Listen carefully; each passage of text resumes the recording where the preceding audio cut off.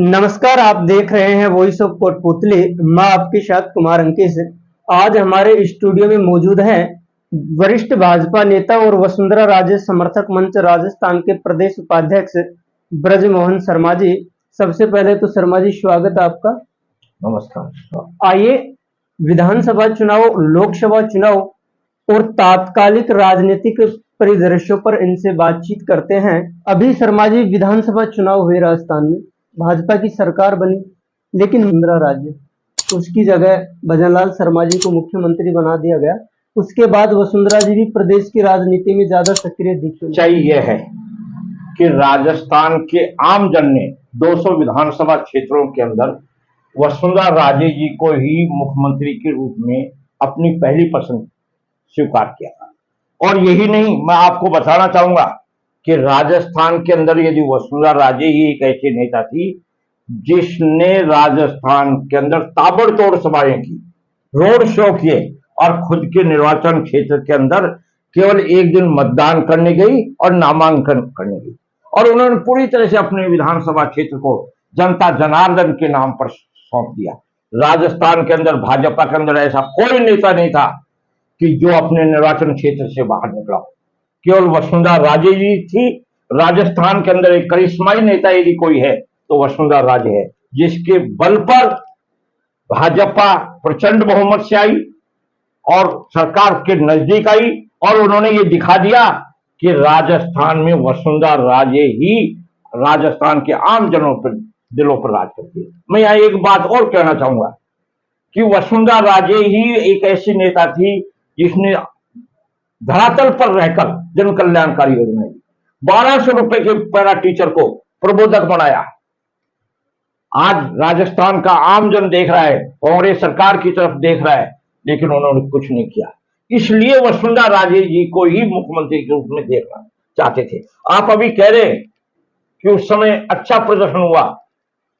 अच्छा प्रदर्शन इसलिए हुआ कि राजस्थान का आम जन सोच रहा था कोटपुतली से भी हंसराज जी जीत कर जाएंगे तो वसुंधरा जी के समर्थन में खड़े होंगे। ने कहा कि अभी वसुंधरा सरकार ने युवाओं को रोजगार दिया, लेकिन वर्तमान जो भजनलाल सरकार है भाजपा की ही, उसने गहलोत सरकार में जो राजीव गांधी युवा मित्र लगाए गए थे उनको हटा दिया। उसके अलावा बहुत सारी ऐसी संविदा पे नौकरियां दी गई थी गहलोत राज में, जिन्हें भजनलाल सरकार ने बंद कर दिया। यहाँ तक कि युवाओं को जो बेरोजगारी भत्ता मिलता था वो भी अभी अटका पड़ा है पिछले 6 महीने। आप बहुत ही सीधी सच्ची बात कह रहे हैं। मैं प्रथम तो आपको धन्यवाद देना चाहूंगा कि आपके चैनल के माध्यम से आपने सच्चाई उजागर की, और ये सच्चाई ये है कि धरातल पर कोई काम ही नहीं हो रहा।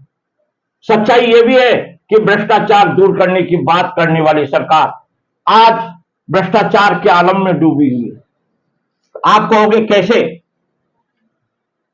25 मई 2015 के अंदर 13 प्रबोधकों की पोस्ट निकाली गई एनआरएचएम योजना के तहत, और 13 में से 8 फर्जी, अनुभवहीन और जिनके पास योग्यता नहीं, उनकी चिट्ठी वर्तमान भाजपा सरकार भजनलाल सरकार के पास पहुंची, लेकिन आज तक कोई कार्रवाई नहीं। यही नहीं तो 2015 में तो सरकार वसुंधरा राजे की, उस समय एक ऐसा अधिकारी था एनआरएचएम में जो जेल तक पहुंचा,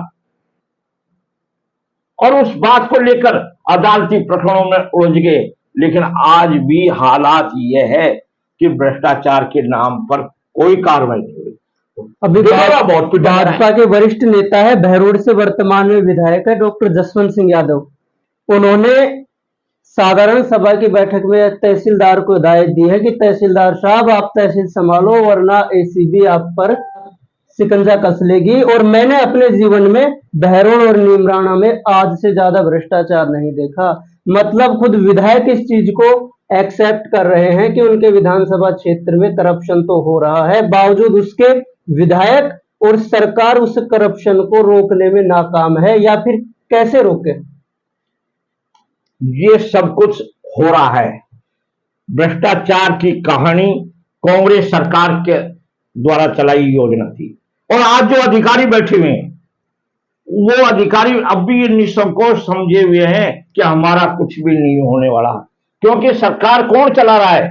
अधिकारी चला रहे और अधिकारी बेखौफ है, उनके ऊपर कोई लगाम नहीं। यदि वसुंधरा राजे जी मुख्यमंत्री होती तो ये भ्रष्टाचार नाम की चिड़िया आज बंद हो जाती। जसवंत जी तो एक मजा हुआ खिलाड़ी है, वो सीधी सच्ची बात कहता है, उसी की बल पर आज बहरोड का विधायक बना है। ऐसा कोई नहीं कि जो सीधी सच्ची बात कहे, युवाओं के लिए लड़ाई लड़े। जसवंत यादव सीधा सच्चा और जन सेवक के रूप में अपनी पहचान है। शर्मा जी, अभी लोकसभा चुनाव हुए, तमाम ओपिनियन पोल, तमाम एग्जिट पोल, तमाम राजनेता के विश्लेषकों को धत्ता बताते हुए जनता ने विखंडित जनादेश दिया। भाजपा 400 पार का नारा देती थी, लेकिन इस बार तो सरकार भी राम के सहारे भी खुद की बनती हुई नजर नहीं आ रही। पहली प्रतिक्रिया क्या है? देखिए, सच्चाई यह है कि लोग धरातल पर काम चाह रहे थे। हम राम के नाम पर पहले भी सत्ता में आए और अब भी हैं, लेकिन काम चाहते हैं कि बड़े बड़े राज्यों के अंदर बड़े बड़े नेताओं को जिस तरह से दूर दराज किया गया, उनको अलग थलग किया गया, आज उसी का परिणाम है। मैं राजस्थान की बात कहना चाहूंगा कि राजस्थान में यदि मुख्यमंत्री वसुंधरा राजे जी होती तो 25 के 25 सीटों पर हम कमल खिलाते। हालात यह है कि आज कोई सुनने वाला नहीं, कोई करने वाला नहीं। देश के अंदर मात्र मोदी जी और राजस्थान में वसुंधरा राजे, ये इतनी सीटें भी जो आई वो केवल मोदी जी के नाम पर आ गई। और ये जो राजस्थान में होता वसुंधरा जी तो 25 सीट आती। मैंने चुनाव परिणाम से पहले कहा था कुछ पत्रकार साथियों को कि राजस्थान के परिणाम चौंकाने वाले होंगे। उन्होंने कहा कि बृजमोहन जी कैसे होंगे, मैं कि देखना समय आ रहा है, वसुंधरा जी को जिस तरह से नेग्लेक्ट किया गया है लोकसभा चुनाव में, उसका परिणाम आएगा। धरातल पर आज क्या हुआ, भरतपुर हार गए हम, करौली हार गए, कोटा सवाईमाधोपुर हार गए।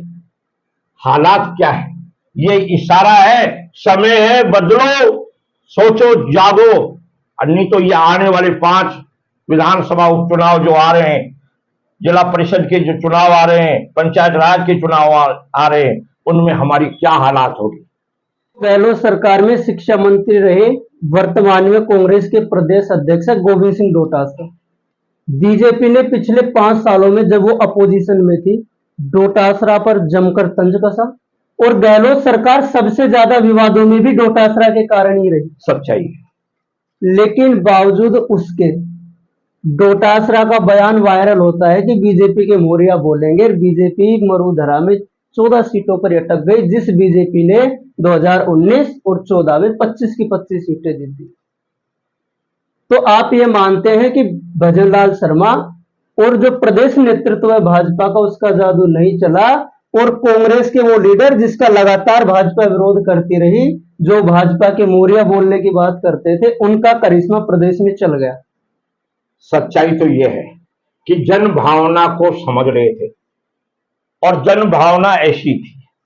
राजस्थान के 200 विधानसभा क्षेत्रों में मैं यहां स्पष्ट करना चाहूंगा, राजस्थान सेवानिवृत्त कर्मचारी महासंघ के प्रदेश अध्यक्ष होने के नाते 200 विधानसभा क्षेत्रों में गांव और ढाणियों तक हमारे सेवानिवृत्त कर्मचारी कह रहे थे कि भाई साहब, बृजमोहन जी कहीं ऐसा नहीं हो कि आपकी हालत खराब हो जाए। मैं कि क्या बात, वसुंधरा जी चुनाव में आ नहीं रही, उनको बोलने का मौका नहीं दे रहे, उनके फोटो किसी भी प्रत्याशी के चुनाव प्रचार में नजर नहीं आ रहे, कहीं ऐसा नहीं हो कि मोरिया बोल जाए। मैं कि भाई ऐसा तो नहीं होगा। लेकिन सच्चाई ये हुई कि 11 चुनाव परिणाम पर कांग्रेस जीत गई।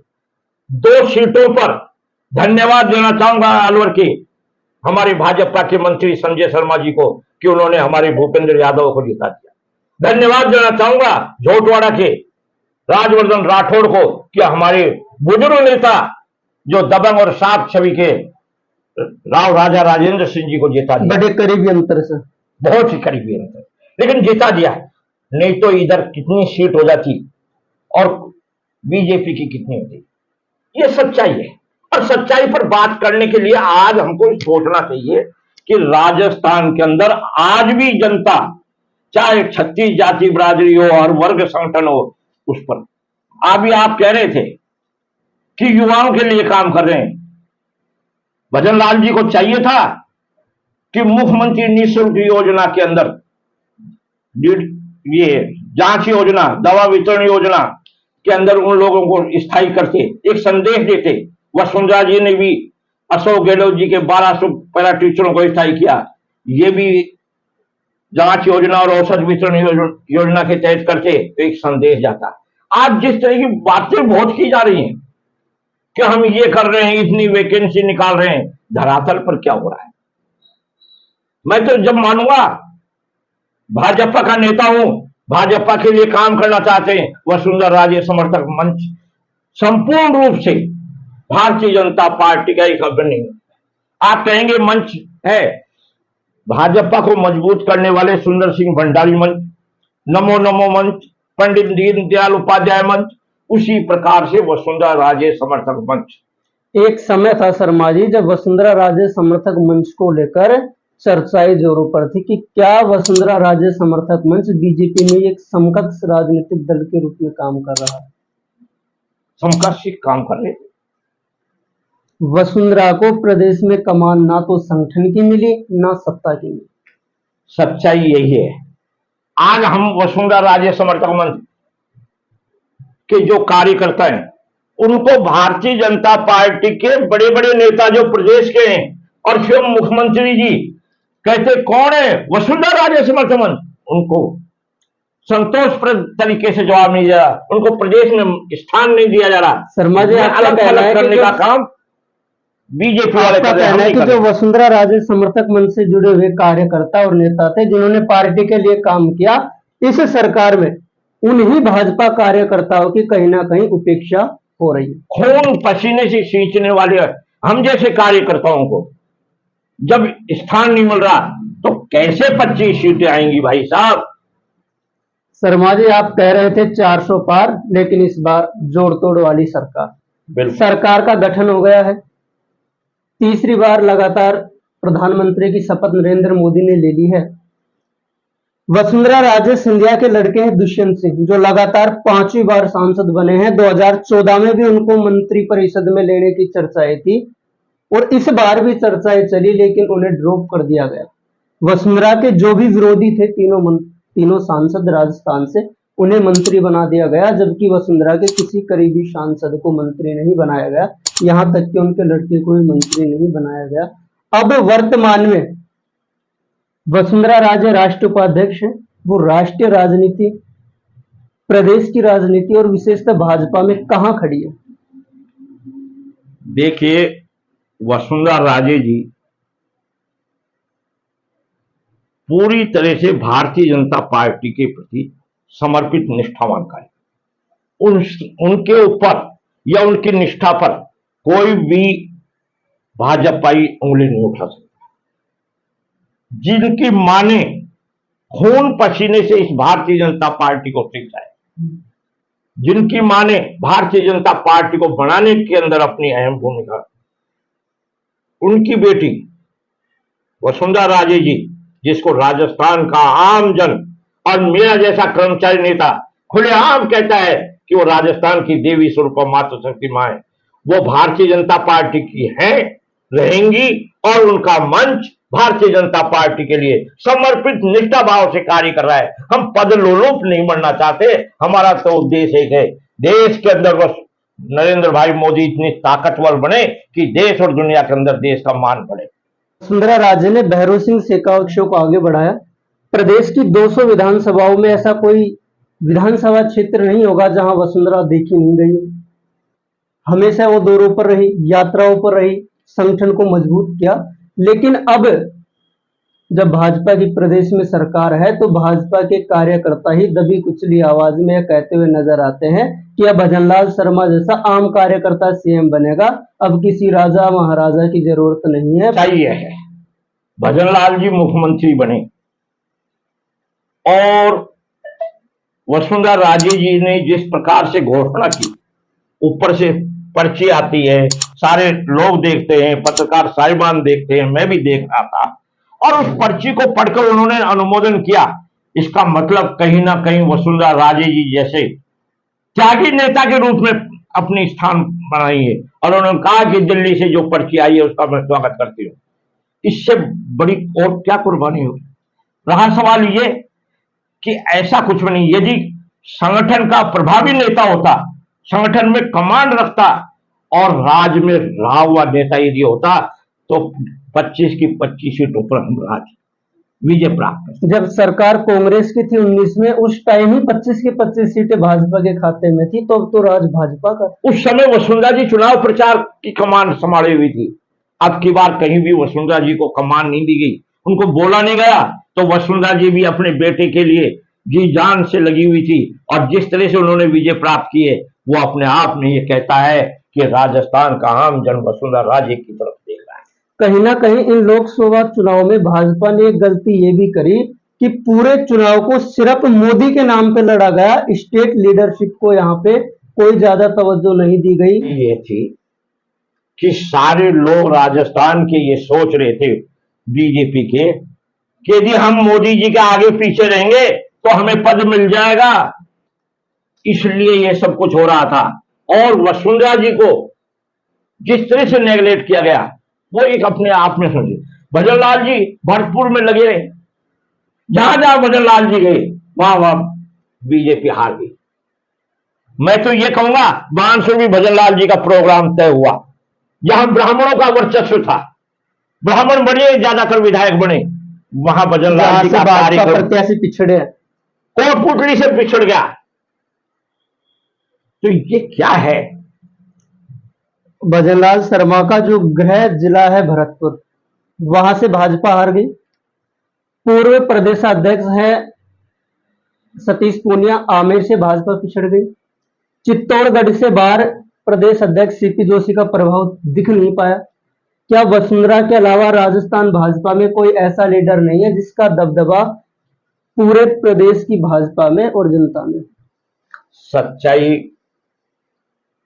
मेरे प्रिय पत्रकार बंधु, आप बहुत ही बेबाक रूप से राजस्थान की जन भावना को अभिव्यक्त कर रहे हैं। राजस्थान के अंदर भाजपा में कोई नेता था ही नहीं।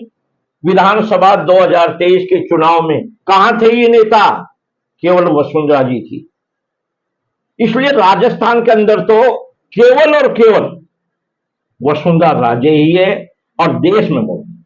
ये हम कहते हैं, खुलेआम कहते हैं कि हम चाहते हैं कि देश में प्रधानमंत्री मोदी बने, राजस्थान में वसुंधरा राजे। जब इसका गठन हुआ था 20 दिसंबर 2020 में, तो मैंने इस बात को कहा था, जयपुर के अंदर कहा था कि हम दो उद्देश्य है, लेकिन कौन सुने।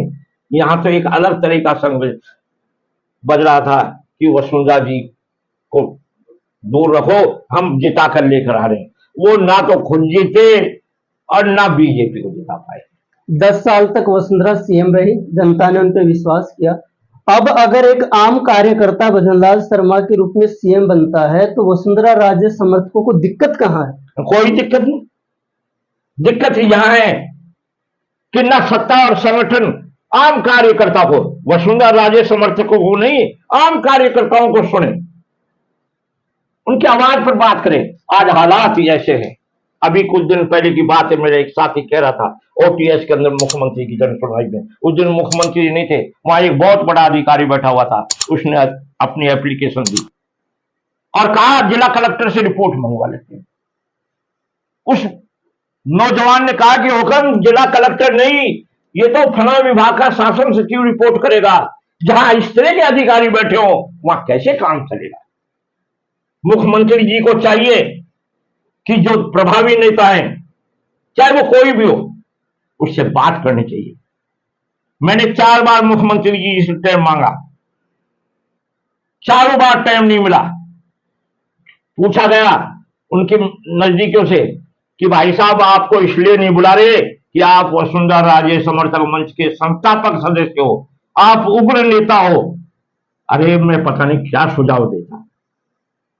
सच्चाई के लिए आम कार्यकर्ता, जो भारतीय जनता पार्टी कार्यकर्ता है, हम आरती उतारने वाले नेताओं में नहीं हो। तो सरकार बनने के बाद भी कहीं ना कहीं भाजपा में अंतर्कलह है। ये खुद संगठन और सत्ता खुलेआम बानगी कह रही है। नहीं, मैंने ये बात कही थी कि राजस्थान के अंदर पहला मुख्यमंत्री है जो सीएम हाउस में जाता है तो उसके लिए नाश्ते की व्यवस्था है, पोहे हैं, कचौरी है, बिस्कुट मिल रहे हैं, चाय मिल रही है, कॉफी मिल रही है, पहला मुख्यमंत्री। लेकिन जब काम नहीं हो, वहां जाते हैं मुख्यमंत्री के निवास पर अधिकारी जन सुनवाई करते हैं, केवल लीपापोती, कोई कार्रवाई नहीं होती, अधिकारी को लाइन पर नहीं लिया जाता। जनता को काजू बादाम चाय या बिस्किट नहीं चाहिए, जनता को काम चाहिए, जो काम कहीं ना कहीं भजनलाल सरकार करने में हिचकिचा रही है। मैंने अभी कहा, गहलोत सरकार ने युवा संबल योजना के तहत शिक्षित बेरोजगार युवाओं को बेरोजगारी भत्ता दिया, लेकिन वे भत्ते पिछले 6 महीने से अटके पड़े हैं। अब उन युवाओं को पढ़ाई अपनी जारी रखने के लिए एक संबल चाहिए, वो बेरोजगारी भत्ता चाहिए, उनको चाय पपड़ी या अदरवाइज चीजें नहीं चाहिए। मैं उसी बात को कह रहा हूं कि भूख लग रही है, सामने हलवाई ने बढ़िया बढ़िया स्वादिष्ट है, हमको तो रोजगार चाहिए, हमारे बुजुर्गों को टाइम पर पेंशन चाहिए, किसान को बिजली चाहिए, घर में पानी चाहिए, उन मूलभूत सुविधाओं से वंचित है आज राजस्थान का हर वर्ग। ये कह रहा है ना बिजली समय पर मिल रही है, ना पानी की माकूल व्यवस्था है, तो फिर कहां होगा। एक बहुत बड़ा आक्रोश है आज राजस्थान के अंदर, और वे कह रहे हैं कि कहीं ना कहीं सरकार के हालात खराब है। डॉक्टर, विधानसभा चुनाव में वसुंधरा राजे समर्थक मंच पे आरोप भी लगे कि उन्होंने जो भी वसुंधरा विरोधी थे, चाहे वो राजेंद्र सिंह राठौड़ हो, चाहे वो सतीश पूनिया हो, इनको चुनाव नहीं जीतकर वहीं पे निपटा दिया। क्या सच्चाई है दावे में? नहीं, वसुंधरा राजे समर्थक तो भारतीय जनता पार्टी की 200 सीटों पर समर्पित निष्ठा भाव से जुटे हुए थे, लेकिन कुछ जगह तो ऐसे हालात हुए कि भाजपा वाले स्वयं ही नहीं बुला रहे थे कैंडिडेट, बात ही निकलना चाह रहे थे कि भाई ये तो हालात बड़े इनको दूर रखो, इनको दूर रखो। और जो राजनीति करने वाला है उसको तो राजनीति करनी है, वो अपने भाई के लिए फिर काम करेगा। तो यहाँ इशारों में शर्मा जी कह रहे हैं कि विधानसभा चुनाव में वसुंधरा राजे के जो विरोधी थे उन पर कहीं ना कहीं वसुंधरा राजे समर्थक मंच ने उन सीटों पर खेला तो कर दिया। नहीं, खेला नहीं किया, हमको जिम्मेदारी नहीं दी गई। यदि खेला करते तो ऐसा थोड़ी, हम पूरी तरह से भारतीय जनता पार्टी के साथ थे और आज भी हैं, लेकिन उनके कर्म ही उनको हरा गए, तो हम क्या करें। वसुंधरा राजे सिंधिया के बेहद करीबी है पूर्व मंत्री डॉक्टर रोहिताशु शर्मा। जब सारा मीडिया, सारे एग्जिट पोल, सारे राजनीतिक विश्लेषक 400 पार 400 पार 400 पार का दावा कर रहे थे, राजस्थान में वो एकमात्र ऐसा नेता थे, हमने उनका इंटरव्यू किया, उन्होंने इंटरव्यू में बताया कि 400 पार सिर्फ जुमला है, और उन्होंने ऐसी 9 सीटें गिनवाई जिन पर उनका आकलन सही बैठा। तो क्या डॉक्टर शर्मा पहले ही जनता का मूड भाप गए? डॉक्टर रोहिता शर्मा एक ऐसे हालात में उनको भाजपा से निकाला गया जिसने कोरोना काल में सीधी सच्ची बात कही, और एक राजनीतिक साजिश के द्वारा निकाला गया। उसके पश्चात जिस तरह के हालात बने राजस्थान की राजनीति के अंदर, मैं तो कहूंगा भाजपा सरकार बनाने के अंदर, जब भैरव सिंह जी को सरकार बनाने की जरूरत पड़ी विधायकों की, निर्दलीय विधायकों की, सबसे पहले डॉक्टर रोहिता शर्मा भाजपा के लिए आ गए। और डॉक्टर रोहिता शर्मा एक चमत्कारिक, करामाती, जादुई प्रभाव रखता है, और उसका जादुई क्या है कि वो धरातल से जुड़ा हुआ है, वो भागता है और लोगों की जन भावनाओं पर काम करते हैं, इसलिए उनका आंकलन ये गलती उन्होंने 2018 में की कि थाना गाजी का मन नहीं भापा उन्होंने।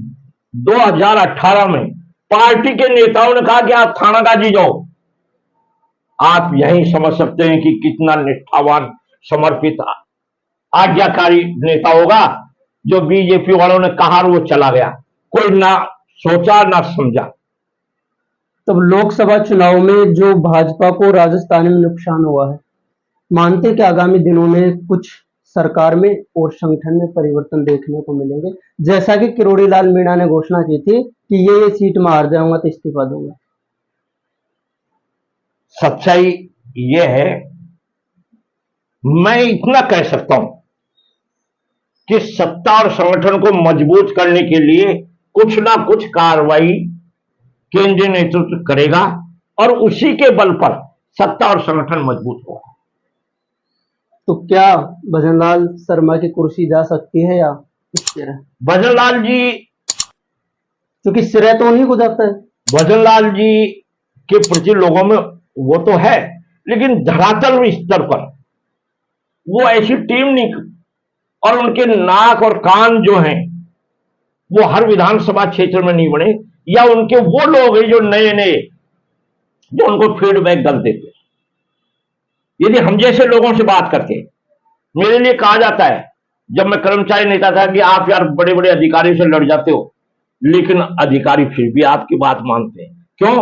कि हम ये कहते थे भाई साहब वाजिब बात तो 11 सूत्री मांग पत्र है, इसमें 4 तो वाजिब है, बाकी तो आप हमारी 4 रख दो, लेकिन आरती उतारने का काम नहीं। अब यहां आज के जमाने में क्या आरती पसंद है।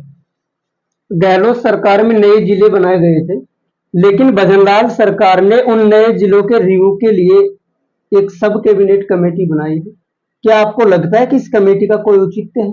जब जिलों के लिए बजट आवंटित हो गया, अधिकारी बैठने लग गए, तो जिलों को तो और अधिक संसाधनों की आवश्यकता थी, कमेटी की थोड़ी। आखिरकार सरकार की मंशा क्या है? मैं तो इसको इस रूप में कहूंगा, अब यदि जिलों का परिवर्तन होता है तो असंतोष जागेगा, आक्रोश उत्पन्न होगा, और आमजन ये कहेगा ये कांग्रेस सरकार के प्रति पूर्वाग्रह से प्रेरित होकर इस तरह की अदला बदली हो, क्योंकि हालात बड़े खराब हैं। प्रशासन बैठ चुका, एसपी बैठ चुका, कलेक्टर बैठ चुके, सारा काम हो रहा है, और आप साहब कह रहे हैं रिव्यू बढ़ाया जाए। इसका मतलब कहीं ना कहीं सरकार अपने विचारों में परिपक्वता नहीं ला रही। यदि मेरा जैसा आदमी होता तो हम माननीय भजनलाल जी को कहते कि परिसीमन करवा लो, क्षेत्रों का वो कर लो, लेकिन जो जिला जहां है वहां। आपको यहां मैं आप पूछे उससे पहले मैं कहना चाहूंगा, कोटपुतली जिले बनाने की मांग बहुत लंबी मांग थी, हमारा एक संघर्ष था, बानसूर भी उसमें शामिल था। हम ये चाहते थे कोटपुतली जिला बने, लेकिन अब यदि इसको बदला जाता है या यहाँ के कार्यालय कहीं और जाते हैं तो हमारा एक भाईचारा खत्म होगा, विरोध के स्वर उठेंगे, सद्भावना जो है हमारी वो खत्म होंगी। और यदि इस तरह की भावनाएं होंगी, जबकि बहरोड के विधायक भाई साहब जसवंत जी बहुत परिपक्व आदमी और कुछ भी करने की क्षमता रखते हैं, सरकार पर दबाव बढ़ाने का प्रभावी रिकॉर्डेबल आधार पर बात करने के आदि हैं। इधर हंसराज जी पटेल सीधी सच्ची सादगीपूर्ण सहज और सरल भाव से राजनीति करने वाले एक खिलाड़ी के रूप में अपनी पहचान बना रहे। इस स्थिति में यदि कोटपुतली को जिला हटाया जाता है तो निश्चय ही हमारी उस संघर्ष के प्रति जो हमने संघर्ष किया था और जिला प्राप्त किया उसके प्रति एक बहुत बड़ा आक्रोश उत्पन्न हो जाएगा। जब जिले बने तो सबसे ज्यादा विवाद हुआ दूदू पर। अब उस दूदू विधायक को ही इस कमेटी का संयोजक बनाया गया है। अगर कुछ परिवर्तन होता है तो क्या ये दूदू विधायक और उप मुख्यमंत्री प्रेमचंद बैरवा को निपटाने का षड्यंत्र तो नहीं है?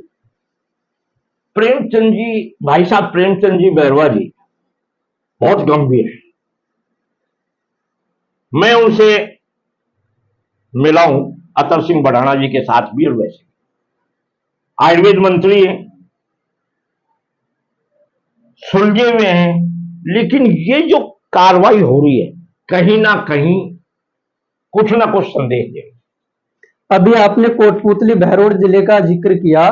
बहरोड विधायक है डॉक्टर जसवंत सिंह यादव, वो जिला कार्यालयों को बहरोड ले जाने की बात कर रहे हैं।